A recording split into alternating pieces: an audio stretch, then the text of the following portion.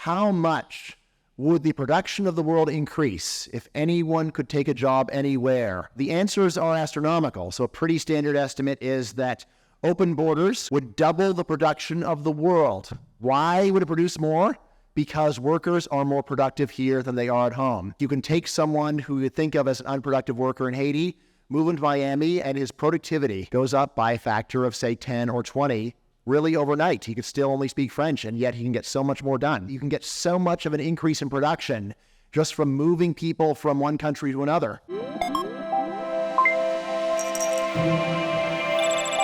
Tonight's speaker is Bryan Caplan. He's professor of economics at George Mason University and received his PhD in economics from Princeton University. His first book, The Myth of the Rational Voter, was named the best political book of the year by the New York Times. His newest book, Selfish Reasons to Have More Kids, is now on sale. You can Google that at Amazon. And he's currently working on his next book, The Case Against Education. Interestingly enough, maybe we'll have him back next year. He is published in the New York Times, the Washington Post, the Wall Street Journal, the American Economic Review, Economic Journal, the Journal of Law and Economics, and has appeared on 2020 and C-SPAN. And most recently, I have seen him appear in Time magazine. You can go to time.com as well. Today he was published there. So without further ado, I would like to introduce our guest for tonight, Dr. Bryan Caplan.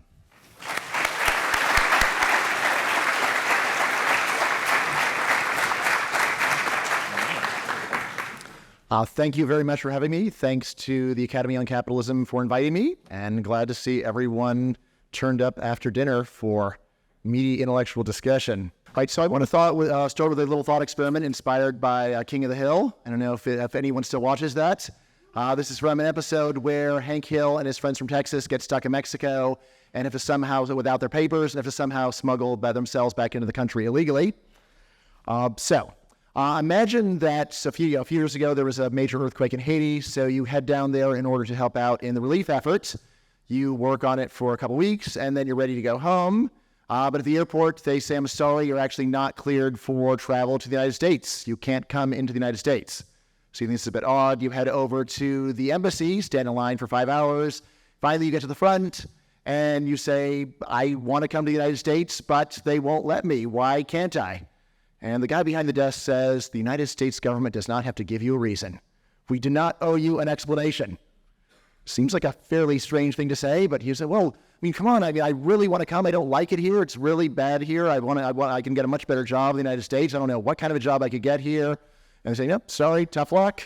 You can't come. And then finally he said, but I already have a house in Miami. I'm like, wait a second, you have a house in Miami? Wait, are you an American citizen? And he says, yes. He says, oh, that changes everything. In that case, you're clear to travel. And he stamps your passport. You're fine. Go. And he said, all right, well, now that you're letting me in, can you tell me why you weren't letting me in? And the guy behind the desk says, no reason. No reason at all. It would seem kind of strange to say that someone can't come for no reason at all, especially given how unpleasant life in Haiti can be. Right? So now if the guy had said, well, we're not letting you in because you're a murderer. All right, that seems like a pretty fair answer. Or, you are a professional thief. We have proof. All right, again, that seems like a pretty good reason to not want a person in your country. But to say you're going to be stuck here earning $1 a day for no reason at all seems rather cruel. All right, so poverty, oppression, and of course just isolation in Haiti. Even if you get a good job, probably most of the people that you want to hang out with are not down in Haiti. You would like to come here. Many people, when they hear about it, say, well, it's bad for an American to be stuck in Haiti, but it's not bad for Haitians to be stuck in Haiti because they're down there with all their family and friends, no big deal. Well, you could just imagine changing this thought experiment and say, well, imagine you're stuck down in Haiti with all your friends and family. The U.S. government says, well, either you're all stuck here or we'll go and clear your friends and family to go home. Which one do you want? Now, I personally, if I were stuck in Haiti with my kids, would say, let's get my kids out of here, please. I'm going to miss them terribly, but I would rather that they be back in the United States, in a country where they've got a decent standard of living and security.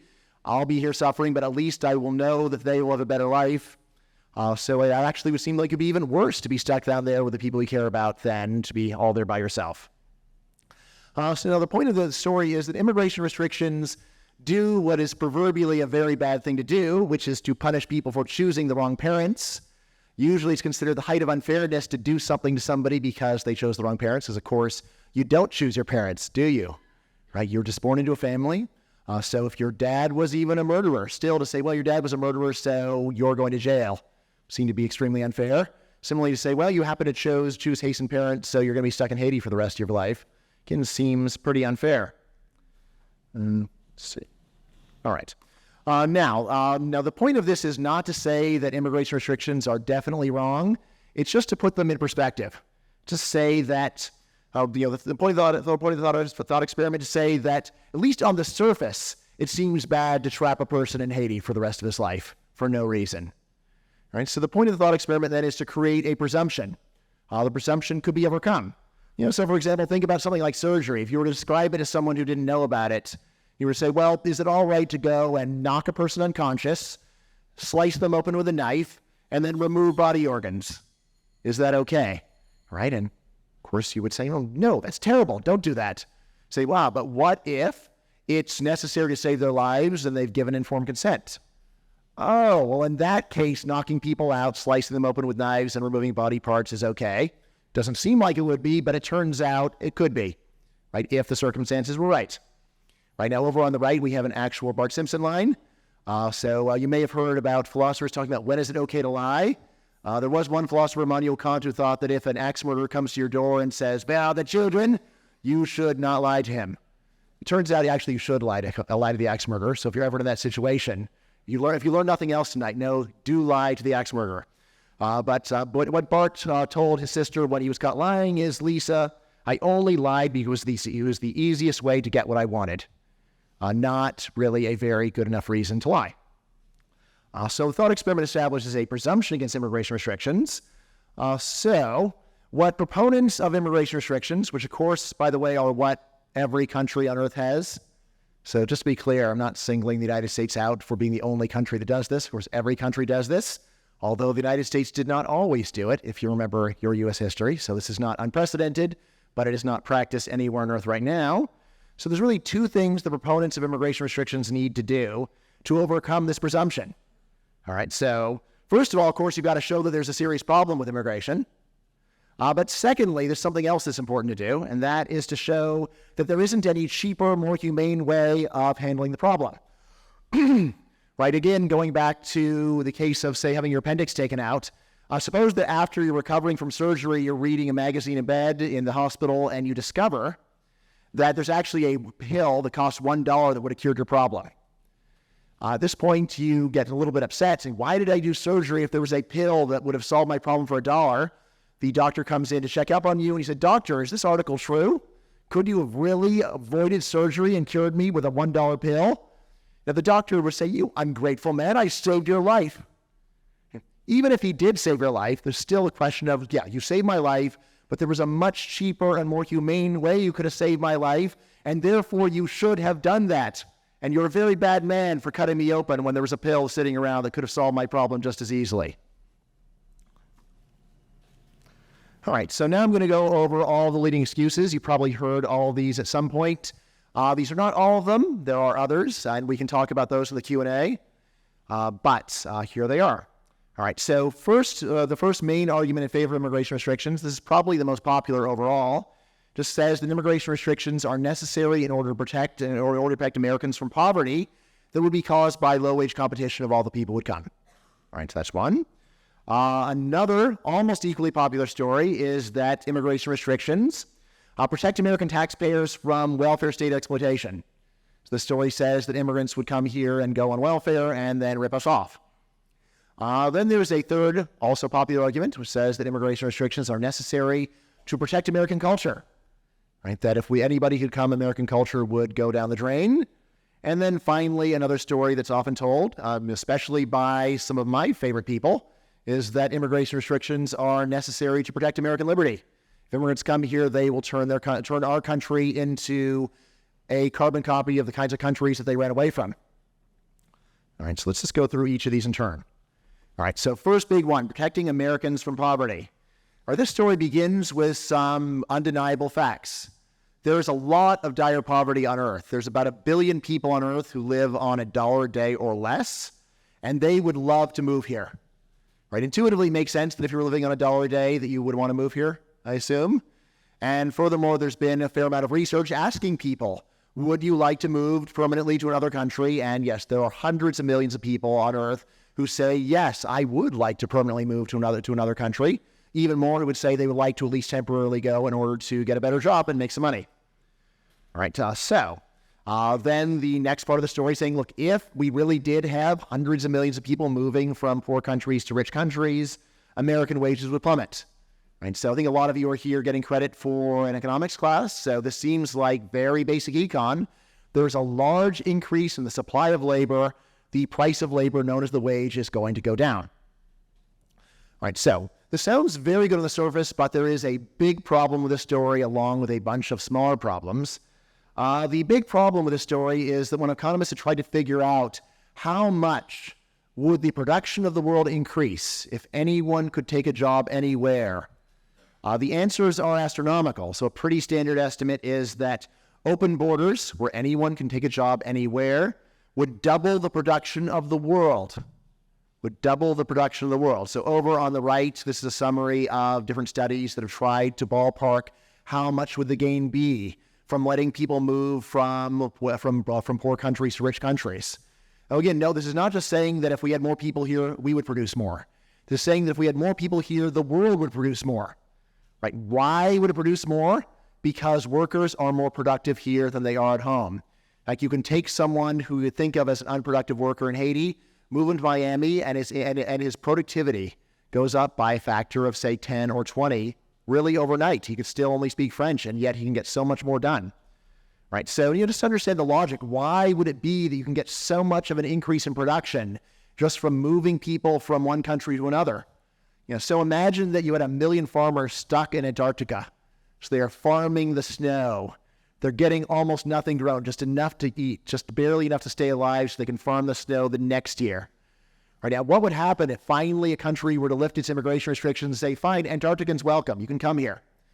Well, obviously the Antarcticans are going to be better off. Right? They are going to be fleeing Antarctica very quickly as soon as another country will take them. They're going to go to another country. They're going to start growing food there. So obviously they're going to eat better when they're in another country, but their productivity will be so much higher outside of the inhospitable conditions of Antarctica that they will wind up accomplishing a lot more with the same amount of effort. What are they going to do with all that extra product? They're going to sell it to us. As long as those Antarcticans are stuck in Antarctica just eating whatever they consume, they contribute nothing to the world economy. They're of no use to anyone but themselves. But if they let them move to another country where they can produce more, they are of use not only to themselves, but to everyone else that will buy the products they're making. Right? And this is really what immigration accomplishes. You can take someone earning $1 a day in Haiti, move into Miami, and suddenly he will be making $50 a day, right? Which is an enormous improvement for the Haitian, of course, often enough for him to support an entire family back home. How controversial is what I'm saying? Well, even George Borjas, famous economist at Harvard and a Cuban immigrant, who was probably the most respected critic of immigration in all of academia, even he grants this logic. Right? His really only rebuttal that he has is that is to assume that people who move to the U.S. from other countries are so miserable as a result of leaving their home country that there's a loss of hundreds of thousands of dollars of suffering on their part. So basically what he does is he takes the fact that you have to give Americans a big raise to get them to move from one state to another, and then assumes that Haitians care just as much about moving from Haiti as they do to the United States, and then you can wind up wiping out these gains. But basically you have to assume that a Haitian will be willing to pay $250,000 to stay in Haiti, which is a very strange claim. All right, now continuing with the protecting Americans from poverty, there are some other big holes in the simple story. So the really big one is just going back to the supply and demand story. Let increase supply of labor, wages go down. Well, this is true if there's only one kind of labor. But there's not only one kind of labor. In fact, there are many different kinds of labor, and in particular, the labor of native-born people in the United States is very different from the labor of most of the people on Earth who want to come here but cannot. So most of the people who want to come here but cannot are low-skilled. If you're wondering, but aren't there a lot of high-skilled immigrants? Yeah, well, they're the ones who are likely to already be here because high-skilled immigrants have at least a shot in hell of getting into the United States legally. right? The people who are being kept out, however, and being kept out very strictly are low-skilled migrants. All right. So it may very well be the low-skilled wages maybe are likely to fall, but most Americans are not low-skilled. So probably virtually no one in this room is low-skilled. So you are the kind of people who are not competing with immigrants, but rather are their customers. Rather other customers. So you are the people who will be benefiting from being here rather than paying the price. Now, estimates of the wage effects of immigration are small. So even in his textbook, George Borjas again, his estimate is that about 30 years of immigration, like it's about 20 years of immigration, reduced the wages of American high school dropouts by about 5%. Not 5% per year, not 50%, 5% average over 20 years, which again makes me wonder, what is the big deal? It's a very small change, enormous number of people coming here and getting a better life, and it's only a very small fraction of the population that's affected. And of course, there's a whole lot of people who are benefiting, so why get so focused on this one group? And key, there are offsetting benefits for a great many different kinds of Americans that generally get neglected. So American employers and investors. And if you think that's only a few people, that's only the 1%, anyone with a pension account is an investor and indirectly an employer. Right? When I think about my parents who are both retired, whenever they see something like the minimum wage going up, they get a look in their eyes saying, oh, great, people like us are getting a raise. No, you guys haven't worked for the minimum wage for 60 years. This is rather, you are the people who are paying for this, not the people who are benefiting from it. So consumers, of course, including, say, consumers of child care services, elder care services, things that most people are going to need eventually, or would like it eventually. And then finally, landowners. So you can think about what would happen to the prices of real estate in Los Angeles if every immigrant were to suddenly go home. My dad, who is probably the angriest critic of immigration that I know, after the recession, the value of his home in LA fell by about 50%. And he said, and then he least, well, there's a lot of immigrants going home. At least something is going to come out of this recession. Yeah, it cost you $500,000, but I guess you have that. Now, a further key fact is that Borjas's estimates of this negative effect assume that as long as natives and immigrants have the same formal credentials, then they are identical workers. So what Borjas assumes is that an American high school dropout and a foreign high school dropout are equivalent. However, there's some obvious differences between an American high school dropout and a foreign high school dropout. The leading one being that the American high school dropout speaks fluent English, which means there are many jobs for which a foreign high school dropout would not be qualified, whereas an American high school dropout would be. So there is another paper which does something similar to what Borjas did by two other economists, Perry and Ottaviano. So they go and take a look at the effect of immigration between 1990 and 2004, and they actually find that immigration overall raised the wages of natives. So they find that only dropouts actually lost, right? And again, if you're wondering, so like how exactly could there be a gain to American wages of letting in a whole lot of immigrants? Well, think about, really you have two different kinds of labor you're selling. So you're selling both your language-based skills and your non-language-based skills. So when you have a whole lot of foreign labor comes in, what this does, so the foreign labor is going to be driving up is going to make the scarcity of your language skills greater, scarcity of your non-language skills less. So even if you didn't change your job, it's still an open question as to whether your wages are going to or will overall go up or down. Think about it as well. I have some non-language skills I'm selling, some language skills I'm selling. My language skills are worth more now that they're scarcer. The non-language skills are worth less because they're less scarce. So put that all together and your wage is going to go up or down. Not so clear. But also remember that when different kinds of labor start paying more, you can change what you do. And so one thing that's been noted in parts of the country with very little immigration, you'll have native speakers of English cleaning hotel rooms. On the other hand, in places of the country where you have a lot of immigrants, natives don't clean hotel rooms and they do things like supervise the workers who clean hotel rooms. So these are ways where by specializing in language-based skills, it is entirely possible that even though there is a large increase in the supply of certain kinds of labor, American workers wind up actually having a higher wage in the end. And this seems to be, in fact, the case for virtually everyone. Now, when people think about open borders, they often picture a very scary scenario where 100 million people show up tomorrow. This is logistically impossible. We just don't have the transportation to move 100 million people here tomorrow. Of course, transportation is a lot better than it was in the 19th century. That is true.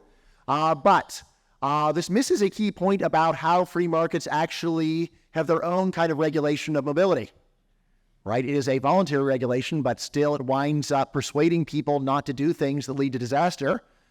So right now, there's a whole lot of people in the United States who would like to move to Manhattan, and yet most of them don't do it. It's totally legal. You realize anyone here can move to Manhattan tonight?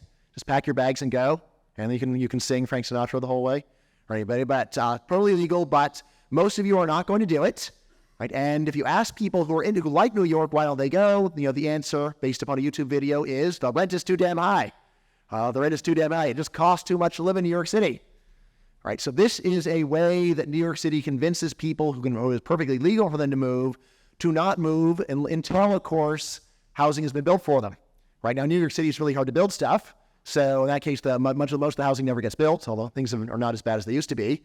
But in other parts of the country, like Texas, they have absorbed an enormous amount of migration, most of it coming from the United States. Right? Now, it's perfectly legal to move to Texas, but the migration has been orderly, calm. You don't see people living in the streets in Texas. Why? Because in the short run, if a lot of people move to Texas, rents go up and persuade people to wait. In the longer run, when the rents are higher, this leads to more construction. Right? Is it really possible to build enough housing for 100 million immigrants in the United States? It's totally possible, and in fact, there are several countries that have done this in recent decades. China and India have built housing for hundreds of millions of people. Why? Because people in China and India are migrating from the countryside to the cities. Right? Since they know it's happening gradually, it doesn't happen overnight. The rent is too damn high, but over time, high rents lead to construction, which then allows you to have an orderly migration over the course of a couple decades of hundreds of millions of people. Right? And if India and China can do it, there's absolutely no reason why the United States, with a much more productive construction industry, could not do the same. Right now, there's something else that reinforces this orderliness, which is something called diaspora dynamics. So in 1902, there's a Supreme Court case that ruled that anyone in Haiti could legally move to the United States without regulation. The Haitians were, or rather, not Haitians, Puerto Ricans. Puerto Ricans could legally move to the United States anytime they wanted. The first decade after the Supreme Court ruling, only a couple thousand Puerto Ricans moved. At which point you might say, see, Puerto Ricans don't want to move to the United States.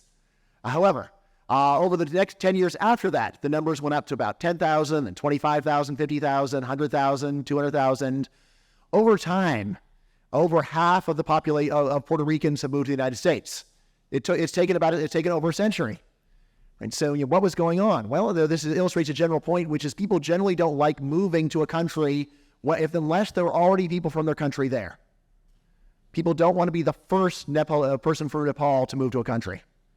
So this means that at first immigration tends to start off slow, and then build as an expat community sets up their Nepal town or whatever it is, and then it builds and builds and builds. Says over the long run, we should expect an enormous amount of additional immigration, but it's not whether to happen as a wave of 100 million people overnight, but rather something that could be anticipated and planned for and just lead to a giant boom in construction, as well as a revitalization of cities like Detroit. Yes, there are plenty of Haitians would love to live there. All right. Furthermore, now even if there were, all right, so even if there were going to be a large effect of immigrants on native labor, so which I do not grant, and I say that the evidence says it is not true, there is still a much cheaper and more humane way of dealing with whatever poverty you think is going to be caused by immigration, which is to say that immigrants are totally legal to come here, but in order to come here, they have to pay an admission fee or some extra taxes. Then you take that money and you use it to compensate the Americans that you think are losing out. I'm not saying this to advocate this. I think this is actually unfair. But it would be much less unfair to do this than to say that someone can't come at all.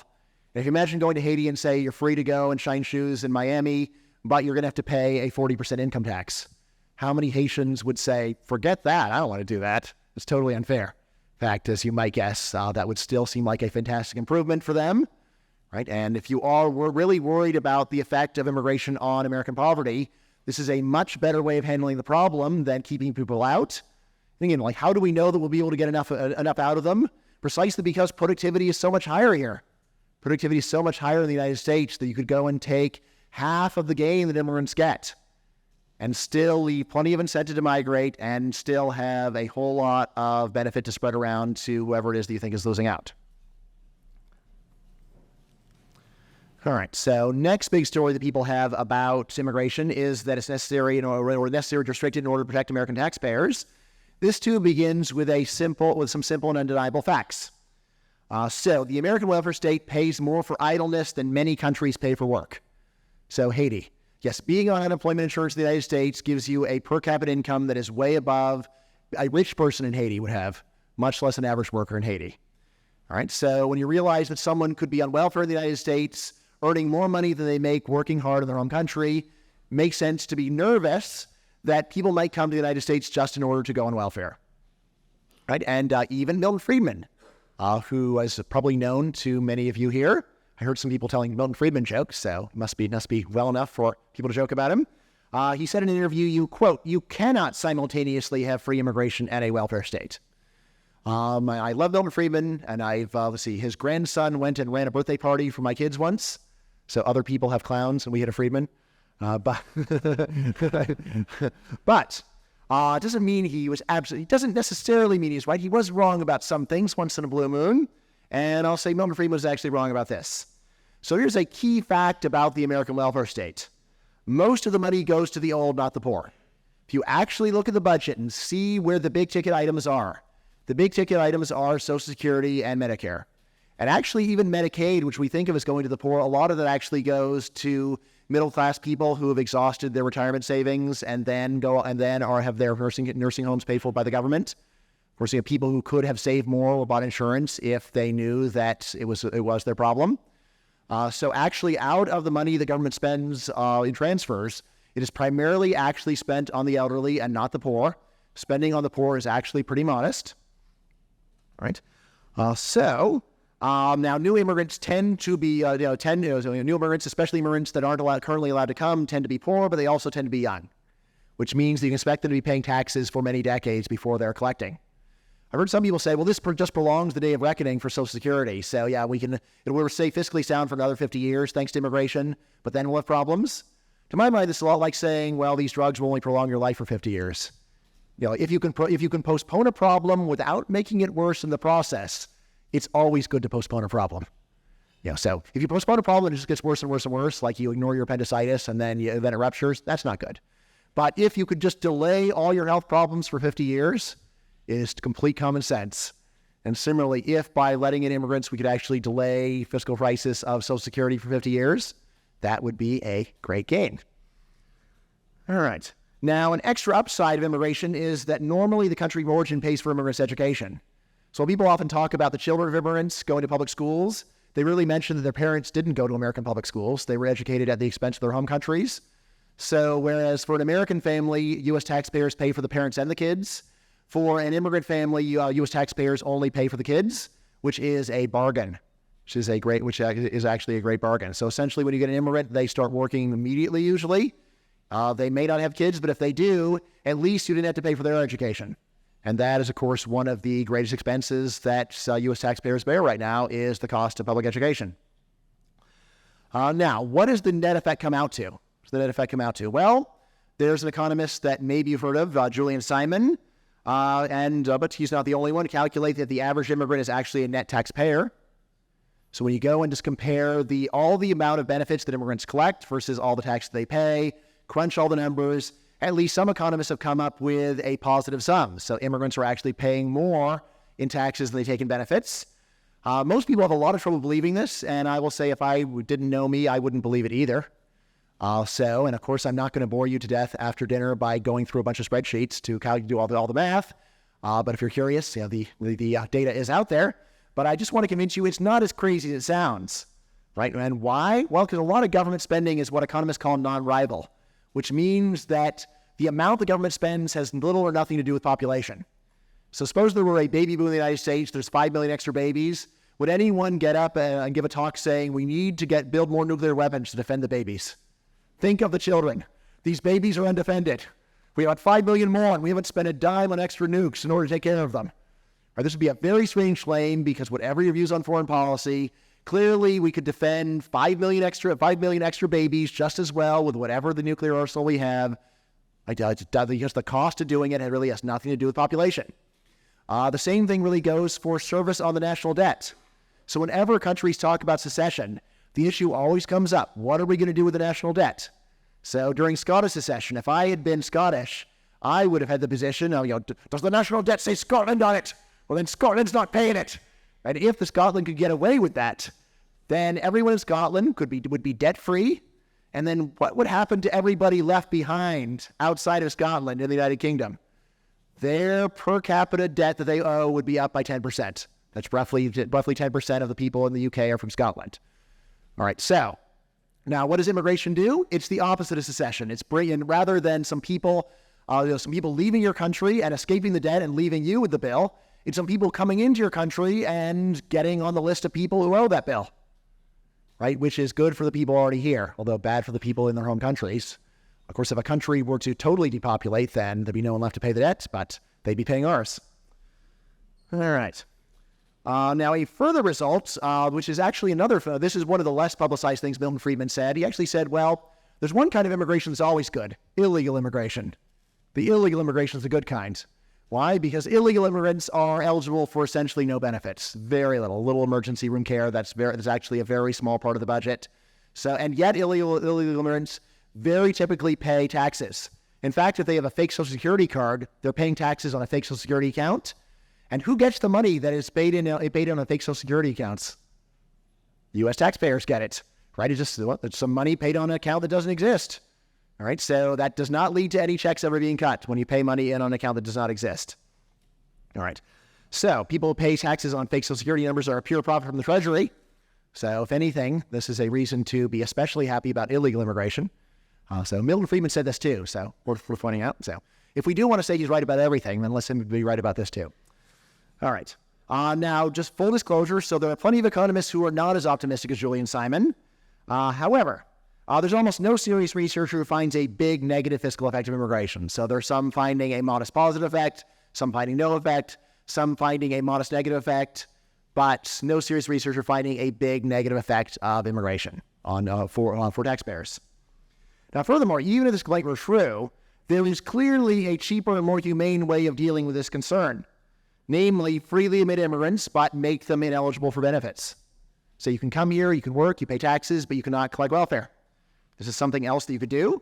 The U.S., by the way, already does this to a substantial extent. So there are a lot of government benefits you have to wait 5 years to collect. You can't collect Social Security benefits unless you have worked 10 years full-time. So there are, in fact, already a lot of restrictions like this on the books. People sometimes say, well, this is just a science fiction idea. It's never going to happen. It already has happened. It exists already. So the idea that we can't do more of this is hard to believe. All right. Now, another common complaint, that immigration restrictions are necessary in order to protect American culture. All right, yes, so another complaint, so it says immigrants are destroying American culture, they won't learn English, they won't fit in, and so on. Now, the obvious problem with the linguistic complaint is that even researchers like Samuel Huntington, who are very afraid about these cultural effects, admit that over 90% of second-generation Mexicans speak fluent English. So, and when researchers have actually compared, is the learning of English actually less common for modern immigrants than for earlier waves of immigrants? The surprising result is no. Actually, first of all, immigrants today actually are come with greater English fluency in the past. Second generation immigrants are now, as well as 100 years ago, are almost always fluent. So there is this idea there is a difference. The main reason seems to be that in the past there would be one generation of German immigrants. The first generation would not learn to speak English very well. Their kids would be fluent. And then eventually the first generation would die. And then people would say, see, Germans are good at learning English. All right. Well, it's not exactly, so it means that eventually all the Germans who are German, just our people of German ancestry who speak English, doesn't mean they're especially good at learning English. Just means that eventually there are very few first generation immigrants. All right. So this is one problem. All right. So now a deeper problem. Now, this was this slide that got me in trouble when I was in rural Pennsylvania. So it's on the slide. I'll say it anyway. All right. So if you go and say, what are the cultural centers of the United States? Where are America's cultural centers?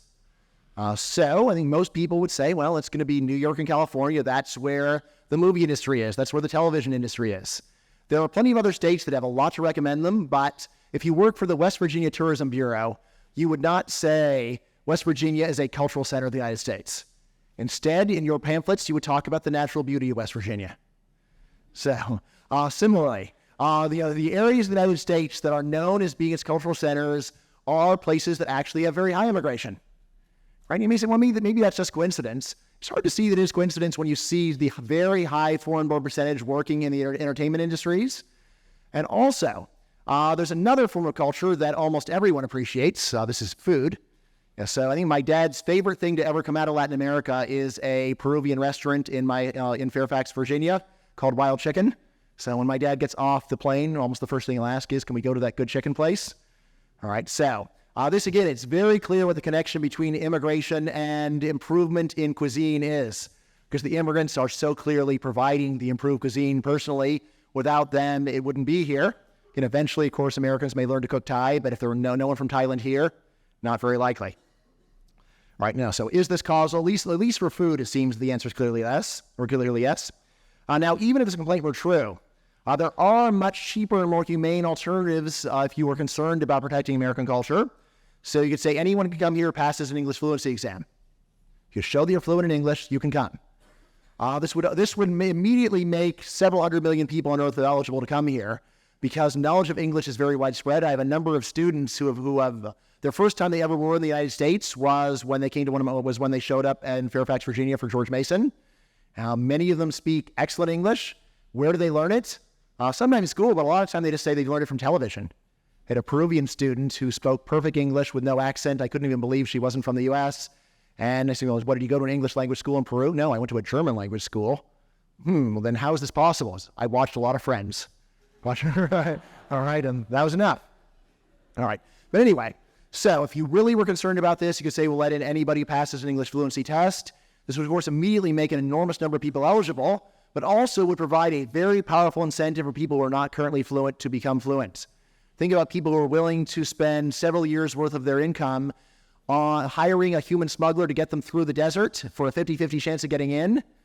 People who are willing to work that hard to get in, do you think that they might rather have just gone and taken some English classes and passed a test instead of going through the desert with a jug of water?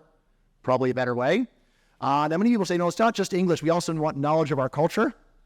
I'm a little bit puzzled as to what would be on the what kind of culture they have in mind. Immigration to Germany is a little easier to understand, as the test could say, who are the 4 greatest German composers and their 7 greatest works? So you could have something like that. And in Germany, I understand what would be on the test. I'm a little hazy on what would be on the American culture test.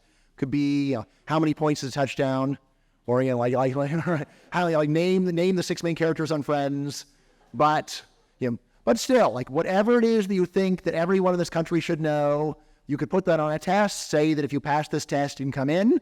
And this would be, if you think this is unfair, it's still a lot less unfair than what we do right now, where someone could know everything about American culture. Someone could speak perfect English, could know more about American culture than anyone in this room, and still they would not be able to come. All right, now, last story that especially common among conservatives and libertarians. So I don't know how many of those there are in the room, but many of my friends, this is the argument that they come back to. So this is probably the most popular excuse is, look, immigrants come from statist countries with big government, countries where people believe the government should take care of you from cradle to grave. And once they show up in our country, their priority is going to be to go and vote to ruin our country. So from get out of Cuba, step 1, get out of Cuba. Step 2, vote for the communists so they can take over America, and then, go to another country possibly. All right, repeat until there's no place left to run, maybe. All right, so at minimum, this problem is greatly overstated. So first fact, non-natives have low voter turnout. When people complain about them voting the wrong way, you might think they would investigate, well, do they vote at all? And non-natives just have low rates of voting. Right? Now, many people think this is another horrible thing about immigrants. Not only they vote badly, they also don't vote. Right? I have a philosopher friend who has a book called The Ethics of Voting, which puts forward the novel view that if you don't know what you're doing, it is wrong to vote. You should only vote if you have studied the issues carefully, and otherwise, the responsible thing is to stay home. And the same thing that if you're in a room where brain surgery is going on, you should only participate if you would study brain surgery. You shouldn't go and say, well, I just want to be part of this. I want to contribute. Give me a knife. You should. Now, a lot of people don't like this thesis for voting, but everyone understands it for brain surgery. And I think he has a very good point. Namely, so if you don't know what you're doing, it is actually doing your fellow citizens a favor to not participate. So I would actually say that immigrants, insofar as they don't understand what's going on in American politics, are doing the right thing. They are abstaining until they know what's going on. Right? So if you were to show up in another country on election day and they say, hey, you can vote if you want, it would seem kind of odd to say, awesome, okay, I'm going to vote. Like, you have no idea what's going on in this country. Why are you participating? Right? Just, like, at minimum, why don't you go and take some time to learn before you participate? All right, so whatever their views, immigrants don't actually participate that much, so the harm they're doing, if any, is actually heavily muted. Now, a second point, which is rarely mentioned, it is indeed a subtle point, but still worth discussing. If you take a look at the countries in the world that have the very largest welfare states, they seem to be countries where they're very ethnically homogeneous. So historically, Scandinavia, almost everyone was blonde, and historically they had the largest welfare states in the world. Right now, you might think this is just a coincidence, but there's a simple story about why countries like this had enormous welfare states, and that is, if you're in Denmark, the idea that fellow blonde people would go on welfare just to take advantage of the system is ridiculous. No, blonde people don't take advantage of blonde people. Right? We look out for each other. We're one people. We're all Danes. We care about each other. When Danes go on welfare, they do it for a good reason, and so I'm totally happy to support them.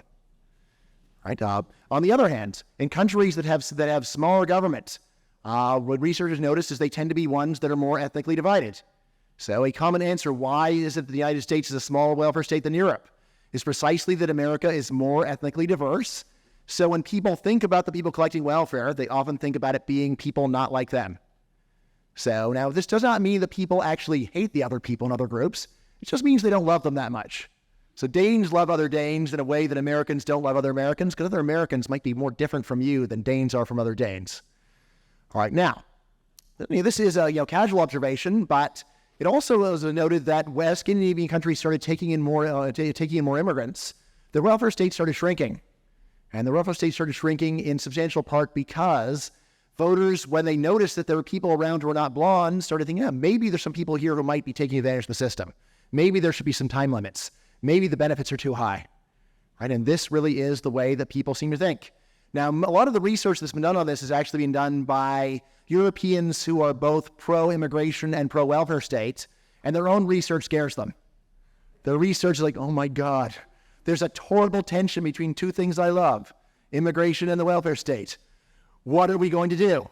Right? And of course, normally the answer is, well, we're going to have to get rid of the immigrants then, because the welfare state is what we love. So anyway, for them, there is a reason to be nervous, although there is still the puzzle of, look, if you really want to help desperately poor people, why is it that Swedes who dropped out of high school are the people you're worried about rather than, say, Syrian refugees? Seem like the Syrian refugees are actually in much more dire straits than someone who grew up in Sweden who speaks fluent Swedish and just didn't do that well in school, right? But in any case, if your concern is that immigrants are going to come and vote for the welfare state, even if they personally do it, it also tends to undermine support of natives for the welfare state, so the net effect is unclear. One of my co-authors, Zachary Gokenauer, wrote his dissertation on this question, and the punchline is that he found that states that had higher amounts of immigration did not, in fact, wind up spending more on health, education, and welfare than states with lower immigration, both in total or even per capita. So his story is, it looks like the effect of whatever tendency that immigrants have to be more in favor of government spending was probably balanced out by the tendency of natives to be less in favor of government spending when they saw that a lot of the money was not going to people like them. All right. Now, even this might be true. So even if immigrants did pose a danger to American liberty, there is a much cheaper and more humane alternative to saying you can't come here, which is to freely admit immigrants to live and to work, but not to vote. Right? And I know a number of professors who are actually been here for decades who don't vote, and they seem happy. They don't seem like they sit around every day saying, I have to go back to my home country because though I have a great life here, I can't vote and it's tearing me apart. Not actually their normal reaction. All right, so the verdict. So famous bully Nelson Van Muntz. This is not actually a Nelson quote, but it is the quote of many a bully that you've heard. So what did you ever do to the bully who took your lunch money? I assume here no one was the bully, right? You all were bullied like me. All right, so, all right, to the bully, what did I ever do to you? Classic answer, you're breathing my air. You're breathing my air. Your mere presence here is an affront against me. You are aggressing just by being in my proximity. All right, so not a very fair accusation, normally, if you're from the same country. All right, so here's my verdict. So these standard arguments, the standard arguments against immigration fail to overcome this presumption against immigration restrictions. Many of the complaints are just the opposite of the truth. It is not the case that immigration will drive us into poverty. Rather, immigration is likely to launch the greatest economic boom the planet has ever known. So right now, we are trapping most human talent in countries where the talent goes to waste. If we could let people move from places where they can use their talent, the world will be a much richer place. And as I like to say, this is not trickle-down economics. This is Niagara Falls economics. If you could double the production of mankind, mankind will be richer, including you almost certainly. Now, of course, when immigrants in your exact line of work come, that can be bad for you. So, and I actually am in the industry that has been most heavily affected by immigration. I'm really suffering. Yes, about half of economics professors are foreign-born. Right? How did they all get in? The answer is there's a giant loophole in the U.S. immigration laws that allows them to come and take my job. So, if only they'd never come, I could be at Harvard. And so, and I could be making twice the money that I'm making right now. So yeah, I've really suffered. Of course, hopefully you don't feel sorry for me. You shouldn't feel sorry for me. And according to many of the foreign-born economists are my friends, so I'm really glad they're here. But still, materially, their presence has been bad for me. But if you think their college is expensive now, think how expensive it would be if we were to deport half your faculty. And then see what would happen to the wages of the remaining professors. And that would be passed on to you. All right, but in any case, the problems that immigration restrictions purport to solve are exaggerated at best. And a slogan like, everything is small compared to doubling GDP. When people talk about immigration, they often do the strategy of making the longest possible list of everything that could go wrong. This is not, in general, a good way to make decisions, because some of the things on your list may be really small in magnitude, and some of the things on your list may be really large in magnitude. If you're trying to make up your mind, at least go and attach numbers to the entries, rather than arguing like a high school debater who tries to list 100 things in 60 seconds, which I find is very common. So immigrants, they could mess up Illinois, they could mess up Ohio, they could go and hurt the Olympic swimming, they could just go down the list as fast as possible. All right, so even if a bunch of those things were true, those things are only worth maybe a few $1 million compared to something like the economic effects, which come out to trillions of dollars. So keep that in mind in order to have a perspective on the gains that we're really talking about. Right? Again, this is just another analogy. So just imagine what the United States would look like if, when women started trying to move into the workforce, laws have been passed saying, no, sorry, men can't handle the competition. You have to stay at home. Right? It's going to ruin our country if women can work. Right? Such laws could have been passed. Now, obviously, these laws would have been bad for women, but they wouldn't only be bad for women. Why would laws that have kept women stuck in the kitchen for the rest of their lives have been bad for men too? Because this would have meant taking half the population and saying that your talent, your skill, your ambition, your ingenuity is not going to be allowed to be used outside of the home. Right? You cannot contribute any of these things to the economy. Right? In this way, men have gained enormously from women entering the workforce too, because a mind is a terrible thing to waste, whether it's male or female, black or white, native or foreign. Keeping people who have talent, keeping people in countries where they cannot use their talents fully, where they can only operate at a fraction of their potential, impoverishes them and impoverishes mankind. But in any case, whatever you think about the particular problems with immigration, and everybody that I know has one problem. Well, this is the one thing that bugs me, the one thing where I'm not convinced. Of course, actually, everyone at least has one. As most people have a lot more than one, but everyone has at least one. I will say there are certainly cheaper and more humane remedies. And this word certainty I do not use lightly. I'm very fond of making fun of people who say this when it's really not certain. Whenever a noted public figure claims to make a prediction with certainty, I always try to offer to bet them. And I say, well, since you're certain, you should give me 10 to 1 odds. I get very few offers to accept, and very few people accept these bets because, you know what? They're not certain either. They're just pretending to be certain. But I'll say there really are certainly cheaper and more humane remedies for the kinds of problems that people have talked about. So If you're concerned about poverty, you can charge an entry fee or a surtax to immigrants and then use the money in order to compensate natives that you think are losing.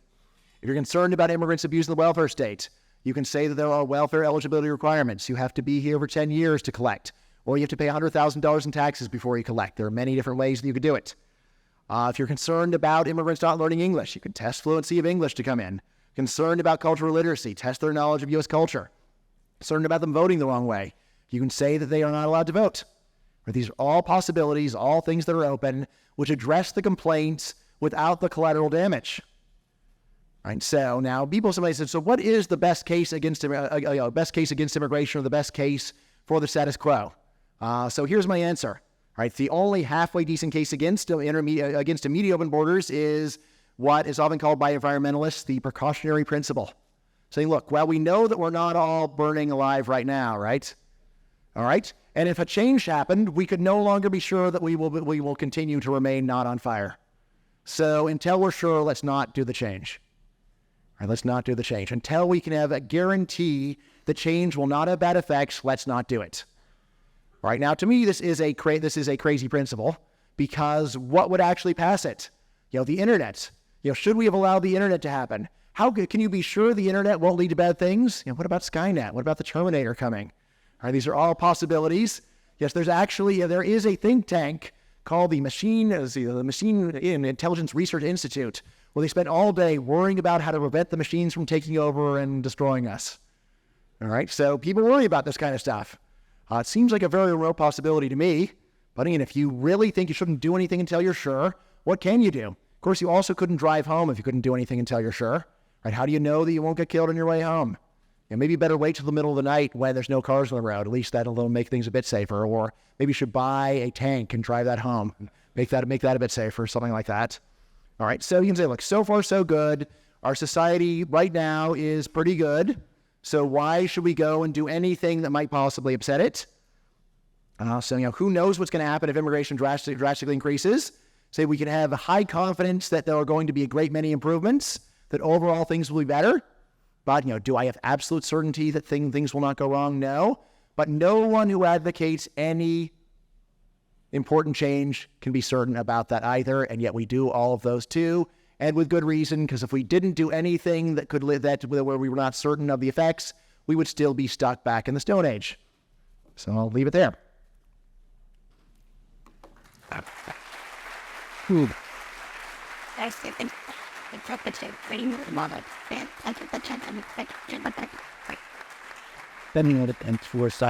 I honored to plan?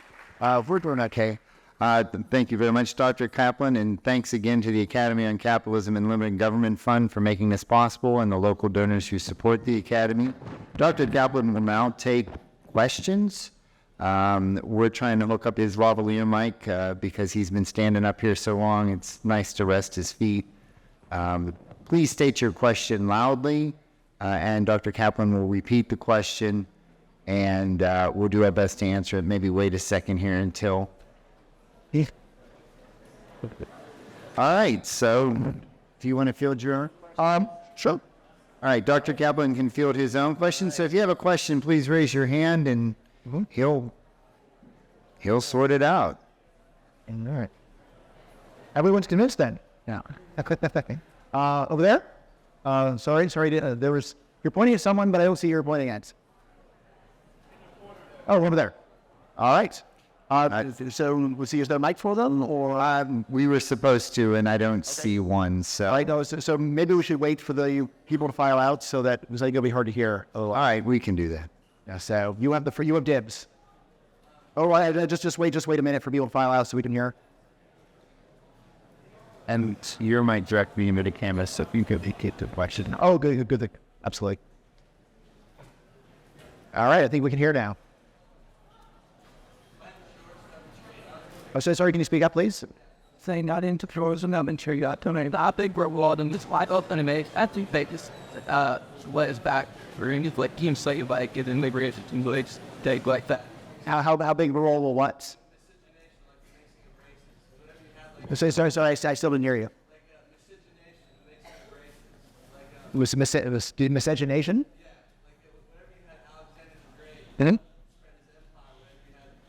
think it's worse. Huh? Yeah. Greco, Egypt, things like that. They would never. So like intermarriage, in other words. Yes. Seems like a lot of just like the barriers of thought that are extended, like in the cause, like if you had like those types of standards, at least reserve sport or pricing have a lot better standards for indemnity or like. So would it be better if people had more options about who to marry? That sounds good. And also, of course, it would be nice if you knew that they weren't trying to marry you for a green card. So right now there is a problem that one of the best ways to get into the U.S. is by marriage. Unfortunately, the American citizen who's contemplating marriage to a foreigner always has to worry, well, are you actually marrying for me or just for the green card? So, there is that. So, and in terms of what are the benefits? Exchange of cultures. There's plenty of benefits from that. My wife is an immigrant, so I think there's a lot of benefits from intermarriage between Americans and foreigners. See other questions? Yes, right there, please. On the environmental strain that then like an increase. Yeah, what's the take on the environmental strain? Right. So there's been a lot of work in environmental economics about what's the connection between development and environmental quality. Because essentially what I'm saying is that immigration is a great way to lead to very rapid development. You can basically fast forward through 100 years of economic growth and just do it in a much shorter amount of time. So the standard view among environmental economists is that when you get economic development, at first the environment gets dirtier, and as people go from being poor to poor, and then the environment gets cleaner as people go from being poor to rich. So what I would expect the effect of immigration on the environment would be is that in the short run, things would probably get dirtier. But then you also, in the immediate, over the longer run, though, things are cleaner than they would be because we basically stop burning firewood, stop burning dung for heat. There are many kinds of very unsanitary practices that are done in the third world right now, which, of course, in the short run, you just start burning more coal, but in the longer run, you do cleaner coal, there's cleaner energy. So again, the long run effect for the environment is good. The shorter run effect is maybe not so good. So I think that's probably a fair assessment. It's in the back there. Yes. Sorry, can you speak up? Loud, please. They never a few like allowed the street. Okay. That I was creating that for still that the they their own upstream really don't matter street stuff like that these if they're like local. Because so what were you asking? What happens to the people who don't migrate, or what happens to the economies in of the countries that send a lot of migrants? So here again, Puerto Rico gives us a great illustration of this. So over half the population of Puerto Rico is left. What happened to Puerto Rico? It's the richest country in the Caribbean. Why is it the richest country in the Caribbean? Of course, part of it is that wages have to be higher in order to get people to stay. If wages stayed at the level of Cuba or Haiti, then Puerto Rico would be empty. But there's also something much more constructive that goes on, which is that Puerto Ricans come to the United States, they learn about American business practices, they become entrepreneurs, and then they often will go home and invest, combining their knowledge of American business with the conditions of Puerto Rico in order to develop new industries. So, so in Puerto Rico, of course, they've done a lot to develop tourism, to retirement communities. So these are all things that can be done. And really, when immigration didn't just give people wanting to leave Puerto Rico better opportunities, it also allowed the people in Puerto Rico stayed behind to have a much better life. And then on top of it, even in the shorter run, there are remittances, which remittances when immigrants go and send money home. The total amount of money that foreign workers send home exceeds all foreign aid by all governments. So in terms of who is it who's actually taking care of the problem of third world poverty, it's not American or it's not Western governments. It is actually the fairly small number of migrants who have managed to get out of those countries who go and help and will take care of an entire family or more back at home. So even for the people who don't leave, really the overall benefits are quite large. And again, like Puerto Rico gives us a good idea about what you should expect if everyone's free to leave. On the one hand, you'll lose a ton of people. On the other hand, the people stay behind will have a very good life. Much better than they would have had if the immigration were not an option. Yes, right there, please. Actually, do we have any reliable data on what portion of our population, or specifically the last year of the salary, what portion of these immigrants are exposed to tidal data poverty? Right. Yeah, so I was just rereading these numbers today. So, the percentage of foreigners who are self-employed is about 10% higher than for natives. So, it's something like 10% for natives and like 11% for foreigners. So it's not a huge difference. There are certain high-tech sectors where immigrants are famously very prominent. So especially in information technology, Silicon Valley. So, the gains are enormous, but the gains are not, there are gains from entrepreneurs, but immigrants are a bit more entrepreneurial. It's not an enormous difference, but it definitely is something, right? And again, just to think about how many of the immigrant entrepreneurs would have been able to accomplish a fraction as much if they stayed home. So it seems like they probably would have done far less. And again, we also, Sergey Brin coming in and creating Google does not just, benefits him, benefits Americans, but benefits the world as well. You might think maybe he would have done it if he stayed home in Russia, but would he have? How confident can you be of that? Yes. Yes, over there. Yes. From? Yeah, so that's a very great question. The easy answer is that's macroeconomics, and macroeconomics is super hard. So the thing is that, in terms of nominal demand, the central bank can always print more or less money. So, as to whether or not there's going to be an effect of immigration on demand on nominal demand is unclear. If you go and look more deeply at the question of what actually is the cause of inflation-adjusted labor demands, that ultimately just comes down to labor productivity. Right, and then the effect on labor demand really ultimately comes down to what does immigration do to worker labor productivity, and then we go back in my slide is what immigration does is it raises worker productivity through specialization and trade, and so yes, it does actually increase labor demand, and that's the simple if you really think in terms of supply and demand, the reason why it's unclear what immigration does to wages is that immigration increases both supply and demand. Supply by having more bodies. Demand by raising productivity, put that together, and the net effect on wages itself is unclear. Right? But again, remember, how can the effect of wages be unclear, but the effect of living standards be clear? Because wages aren't the only form of income. Right? So anyone who owns a home, if the value of your home were to double, which is totally reasonable from extensive immigration, that may actually be the main way that you wind up profiting. Profiting is through the value of your home or the value of your stocks. Again, I don't own any stocks. Well, if you have a retirement account, you do. You might not think about it, but they are there. Way in the back over there. With us speak the terms of effective diversity with the now the meeting and we're very excited to create for opposition group and others those on. Yeah, so secondary immigrants who the children of the first generation. So let's see. So again, as long as the productivity is higher here than it would have been back in the home country, there still is this big gain to productivity. Is essentially what an immigrant does is not only does their productivity go up, but actually the productivity of all the descendants is going to be higher as well. So it really is a gain that is actually a not just a one-shot gain, but actually raises the productivity of an entire lineage of people. So if my wife had stayed home in Romania, then the children that she had with someone other than me, I guess, would have been in Romania. The productivity would have been low because Romania is still messed up in a lot of different ways. And by being here, our kids wind up having much higher productivity.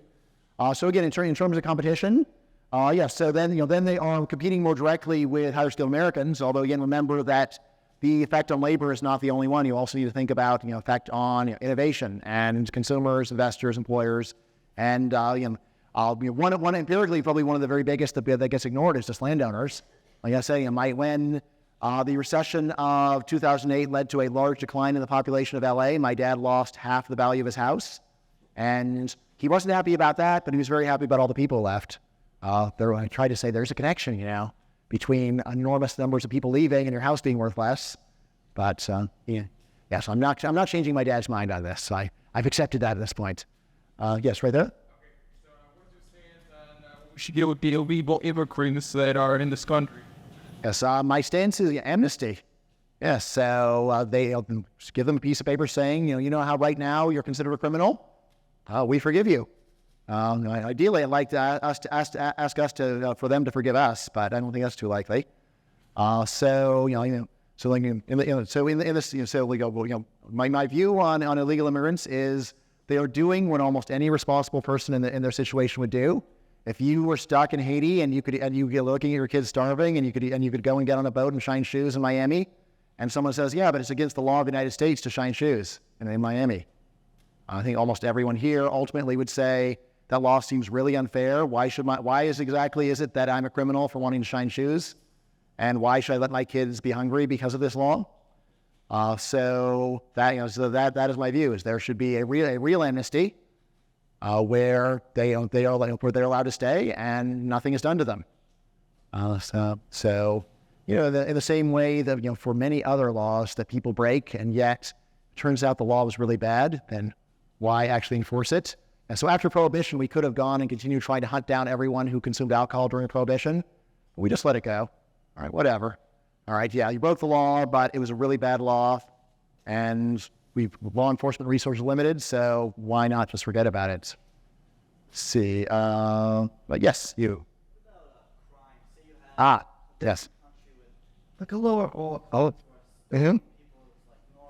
Right. those people come in, they start Right. Stoning people is normal? Yes. Countries countries where they stone people generally have very low crime. but still, unless you consider the stoning a crime, but yes, are immigrants criminally inclined? So there's been quite a bit of research on this, and the surprising answer is not only are immigrants not criminally inclined, they're actually much less criminal than natives.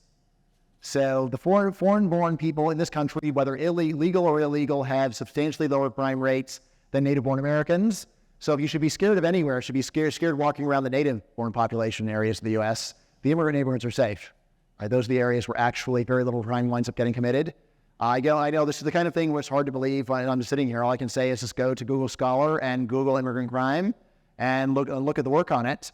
So, immigrants actually commit very little crime. You're wondering, why is it that they would commit very little crime, especially if they're coming from violent countries? Well, the people coming from very violent countries are generally very glad that they got away from the violence. And the last thing on their minds is, now I'm here. Now I can learn everything they did to me, I can do to them now. Great. So, if you manage to get out of a dangerous country with your skin, and you're in a country where people are not getting shot left and right, you're generally very grateful and just want to avoid trouble for the rest of your natural life. And this seems to be what immigrants generally actually do when they get here, is to say, all right, and now I'm safe, right? And I'm not going to take any risks here, because why would I? Things are great here. Here I can shine shoes for a wage that would have made me a gentleman in my home country. Yes, right there, please. And you and you chose that don't believe the earnings of the world go coming. I would intend like these people coming across voting board and number two with crest. This is the goal of the day, and all the terrorists out there that dedicate structure, confident. How would you? I would keep security. Sure. So two good questions. All right, on the question of the flood. So while there is strong evidence that hundreds of millions of people would like to come here, it's not hundreds of millions of people who would like to come here overnight. In the same way that millions of people would like to move to Manhattan, they can do it, but they don't go there overnight. So in general, when you get one country's getting more open immigration, the short-run effect is there's going to be a large rise in housing prices, and this discourages people from coming for a while. Right. So, for example, when the Soviet Union collapsed, there were a whole lot of Soviet Jews that wanted to move to Israel, and it was totally legal for them to move to Israel overnight, but they did not. Rather, they came over the course of about a decade and a half.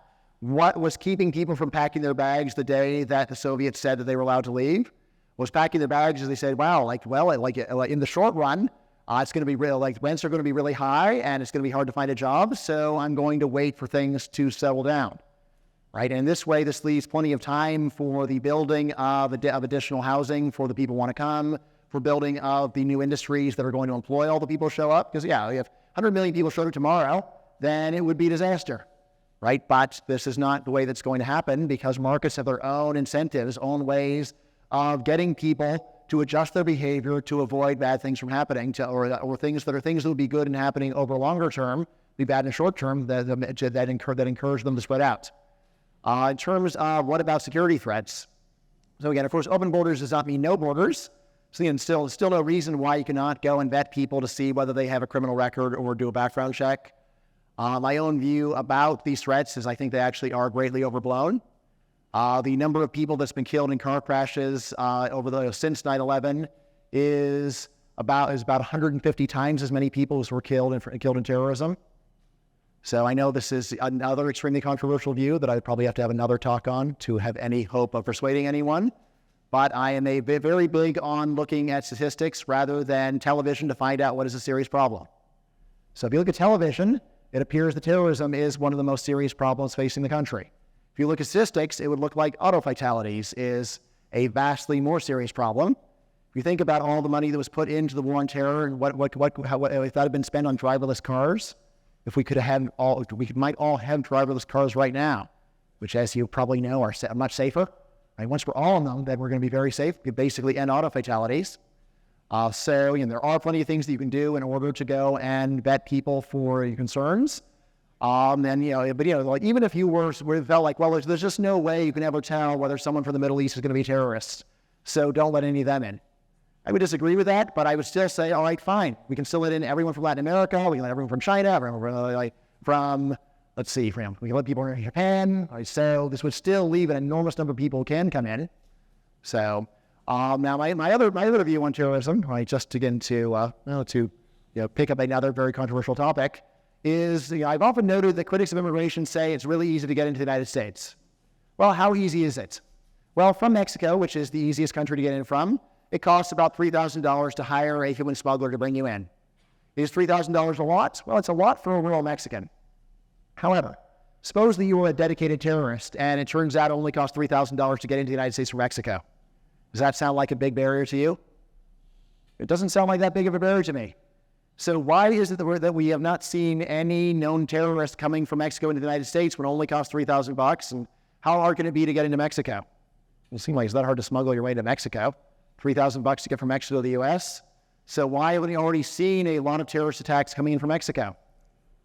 Seems to me that the simplest answer is there's not that many people want to do it. And that we are scared of something that is really horrible to look at, but is statistically really rare. Let's see, way in the back here, please. And we have time for about one or two more questions at this point. The jet videos have bombs that are toxic gas all over the Europe. Okay. Yeah, so slums that are popping up all over Europe, sure. So what is a slum? A slum is an area with very cheap housing. And many of our ancestors, of course, probably lived in slums. Why did they live in slums? Because they were poor, and they had much better things to do with their money, like go and try to arrange for passage for their other relatives. So yeah, when low-skilled immigrants come, they're poor, and by our standards, and they live in housing that we wouldn't want to live in. Is this terrible? I'm enough of an economist to say I don't see what's terrible about it. I could see saying, isn't it awful that they're poor and let's give them some money Let's go and pass the hat and hand them some money. But the slums themselves are a solution to poverty rather than a cause of poverty, right? So if you were poor, you would probably live in a slum too. Why? Because living in a slum makes you less poor. It's a way where you save money so you have money for other things that you need more. So in the 1960s, there was urban renewal in the United States where there were wealthy reformers that said, these poor people, they have to live in slums. Let's bulldoze them and build some nice housing for them. All right, well, insofar as they succeeded, the poor people didn't live there anymore. So as to what they had actually done for poor people was unclear. So again, not to sugarcoat things, I think that if we let in a lot of low-skilled immigrants, there would be a lot more slums, and my view is that would be a good thing. And why? So you don't have to live there. And they, of course, would much prefer living there to where they're coming from. Otherwise, they wouldn't have come. Let's see. Someone who hasn't asked a question yet. I don't think you've asked a question yet.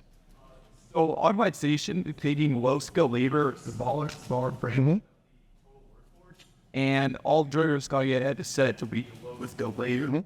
Not all, but yeah, a lot. 20, 30, 4 years out of line, we had on my addiction to better solely job operates. Right. So automation.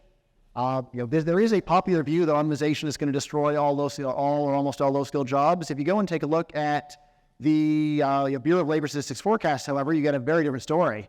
They actually forecast that there's going to be very high growth in low-skilled work, not low-skilled manufacturing, rather low-skilled services.